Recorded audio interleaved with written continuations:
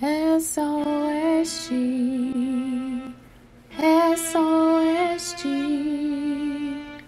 SOSG, standing on solid ground. Hello, this is Kim with Standing on Solid Ground. I am your host of this motivational and inspirational podcast, and today's Mendacious Character, Cain. Cain was the firstborn son of Adam and Eve. Abel, his brother, was the secondborn. Now, Cain, of course, being the oldest, felt that he had what they would consider the right of everything, that he was better than his brother, that he can exceed greater things than his brother, for he reigned over his brother as he felt. Well, Cain and Abel, Cain was the keeper or the tiller of the ground, the keeper of the ground, and Abel was the keeper of the sheep. Meaning that, you have those that was a shepherd or the one over the sheep, tending to the flock to make sure they're eating, make sure they have water, making sure that they were well taken care of, groomed, and what have you. And Cain was the one tiller of the grounds, meaning that he was taking care of the yard, of the fields, technically doing the dirty work, in which many can look at. Now, also, he was the one that grew, fruits, vegetables. He was like the gardener, so to speak. Well, during the times of offerings, God expects the very best from us. There is a portion that God expects from us to pay or to give to Him willingly without any begrudging of what is being given to God. And in the case of Cain bought for fruit from the ground as an offering unto God, but it wasn't acceptable to God. Now, the Bible doesn't actually go into the reasons why it wasn't acceptable to God, but I believe if I'm looking at it the best way that I can understand it, and if I put myself in the mindset of Cain and to look at how Cain was looking at it, he's possibly feeling like, I'm going to keep the best for me and I'll give God what I don't want. And actually, it should be the other way around. You should give God the very best that you have, and what is remaining, let God bless it, that it will be an abundance to you and of great sweetness and fulfillment to your body. But in Cain's eyes, I believe that he cheated God. I believe that he did not want to give God his very best. However, Abel gave his very best to God. He gave him the firstlings of his flock, the fat thereof, meaning the very best. He gave God his very best of the sheep that he had. And of course, God accepted his offering with great thanksgiving. Well, in Genesis 4, verses 5, but unto Cain and to his offering he had no respect, and Cain was very wroth, and his countenance fell.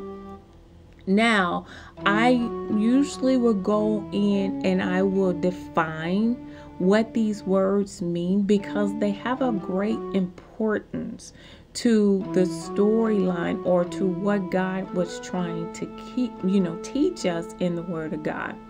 And in this case, the word countenance means a person's face or facial expression.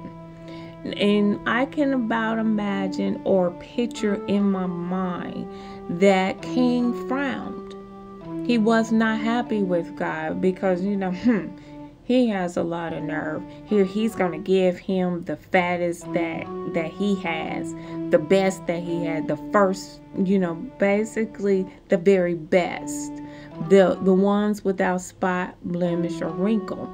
The perfect ones to offer up to God. And what, you think that you're better than I am? You think that you're all of that? And if we think about how we do things in our today's time, we have siblings that are like that, where there are some siblings that will give everything, give the very best that of themselves, but then there are siblings that will give you the secondhand stuff, meaning they're going to keep the very best for themselves, but they're going to give you the secondhand. And that is where Cain's thought process had become. Well, he became very jealous. He became very jealous of Abel. And it came to pass when they were in the field that Cain rose up against Abel, his brother, and slew him.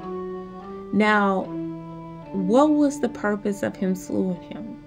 What did that avenge him? What did he get or receive from this? Well, number one, Abel was out of the way. He didn't have any more competition. But that grieved God. That grieved God to his heart, because Cain unjustifiably had taken the life of another person because he exalted God more than him. And if you go in and you think about those Christians that have such a great relationship with God, that they are so close to God that it just seems like anything that they touch turned to gold. And then here you are. And the first thing that comes to your mind is, they think that they're better than everybody. No, they don't. No, they don't. They don't think that they're better than anyone. God has exalted them. He has lifted them up to show you what a good example of who he is through him or through her. It doesn't have anything to do with that person being better than you. It has something to do with the fact that the relationship that they have with God is such of great magnitude that God is wanting to put them on display and to show you, this is what I am looking for from you. This is what I'm expecting from you. But in the case of Cain and Abel, Cain did not want to follow that path. He wanted to do his own thing. He wanted to live his own way. He did not want to follow the path that Abel was treading in and walking in. So that hatred towards his brother built in his spirit. Now, God already knew what happened, but he wanted to see if Cain was going to tell the truth. And the Lord said unto Cain, where is Abel thy brother? And he said, I know not. Am I my brother's keeper? And he said, what hast thou done? The voice of thy brother's blood crieth unto me from the ground.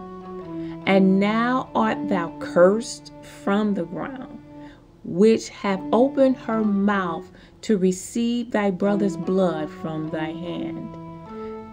When thou tillest the ground, it shall not henceforth yield unto thee her strength. A fugitive and a vagabond shalt thou be in the earth.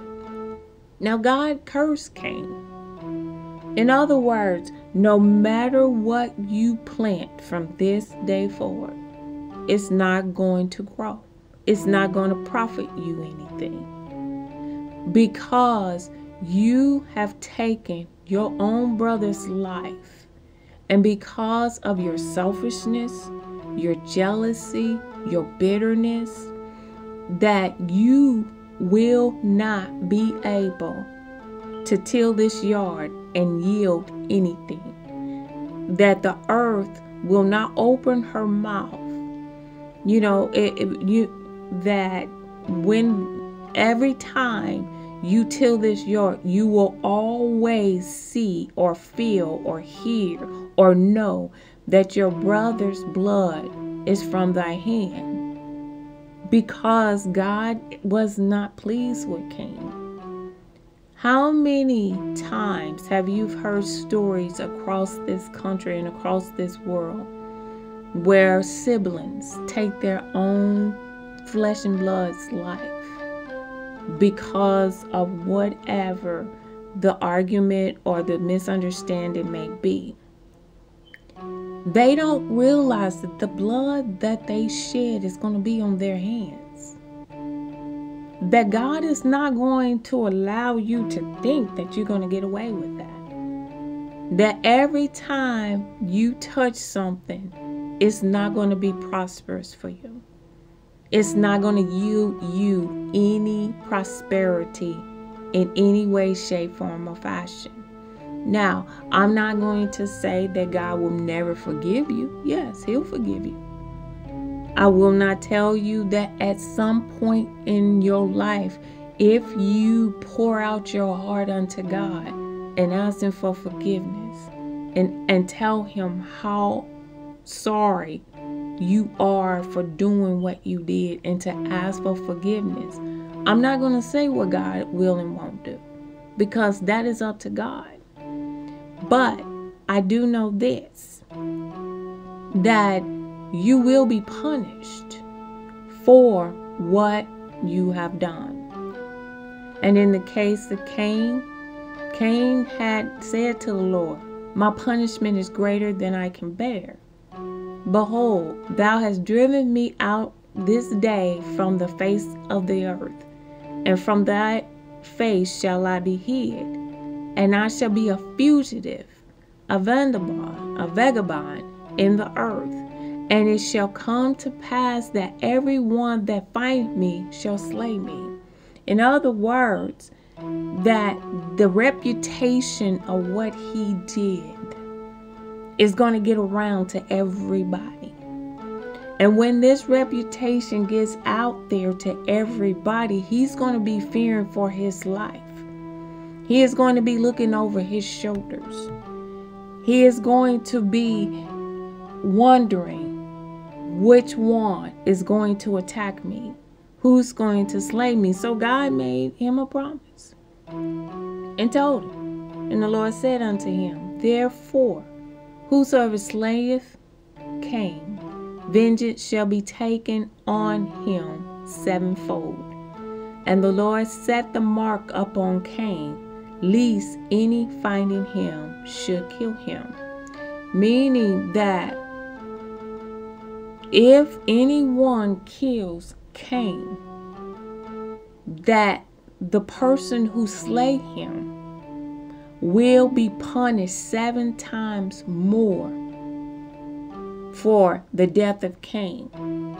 Now this mark was placed on him, meaning that you may dislike him, you may hate him, you may want to kill him, but you can't touch him. And God removed that, because you know why? You know why I believe God did that? So Cain had to deal with what he did. That daily he had to be reminded of what he has done. That every time he goes out to till that land, the blood of Abel is going to be like screaming, like yelling or shouting at him, you killed me out here. You took my life. It's going to be a constant reminder that death is actually an easy way out in some cases. That the punishment is really not fulfilled physically if the person dies. So I believe that God allowed Cain to remain here on this earth until his appointed time, meaning that no other man could slay him. For God told them that if you slay him, then sevenfold will you be punished. I don't want that sevenfold. I would rather leave it until the person that God is mad at. When we take vengeance in our own hands, God cannot do his works. He cannot do what needed to be done because we're so busy trying to take vengeance for ourselves. And this is what God is trying to show us. If you allow me to punish him, I am going to make his life a living nightmare. Because every time he comes out into these fields, Abel is going to be there. And it's going to be a reminder to him what he did. And every day he's going to have to live with that decision that he made to kill his own brother. When we allow God to do what he knows best, the punishment is far more greater than what we can ever do to another human being. Yes, we may want immediate reaction and immediate vengeance, but it's not going to make us feel any better. You know why? Because that person did not have the opportunity to live through the nightmare. And now you not only have taken their life, but you are going to be the one to take on that nightmare. 2 nightmares. 1 for the loss of that loved one, and 2 for the loss of that person's life. And you're going to take that on sevenfold. That is too much. I always tell my children that's too much pressure. That's just too much pressure. I wouldn't want that load on my shoulders. Now, it doesn't ease the hurt. It doesn't ease the pain. It doesn't ease it. It doesn't make it right, because every time you see this person, it just triggers those feelings all over again. But God said, vengeance is mine. God knows more about what he can do to a person than we can ever imagine. That life could be so horrible for that individual that they'll wish they could to just die, or wish that somebody would just go ahead and just do away with them, because God can make their life so miserable that they won't even know which way is up. We cannot compare to what God can do to another human being. We can't come close. Because not only is God going to punish the human being, but he's going to punish the devil as well. Oh, the devil's not going to get away with it. Because that demonic spirit was the reasons why Cain raised up against his brother. Now, this is his younger brother.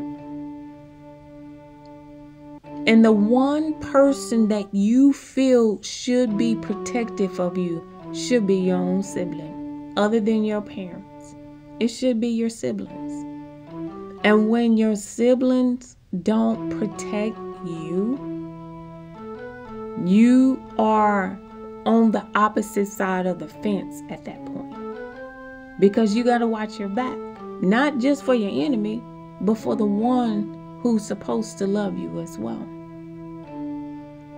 But God is in control of everything. He's in control of us every step of the way, of every situation and circumstance that we're faced with. We need to learn how to trust him. Now, had Cain did the right thing and gave God his very best, this would have never happened, because he would have been respectable and accepted both of their gifts, their offerings unto him. But because Cain was being selfish and wanted to keep the best fruits for himself, but give God what he didn't want. And I believe that that is what it is. I'm not guaranteeing it. I'm not saying that's what it is. I believe that's what it is. That is why God was not happy with what Cain had offered to him, because Cain did not give him his very best. Think about that. Are we giving God the second best? Are we giving him our very best? Are we giving him the fat of the hog? Or are we just giving him just the skin? We need to make sure that any offering that we give to God is acceptable unto him. And if it's not, don't be mad at the other person. Ask the Lord, what can I do to correct that and get that turned around? God wants to bless everybody, but everybody does not want to be blessed by God. This is Kim with Standing on Solid Ground. You have yourself a wonderful and blessed day.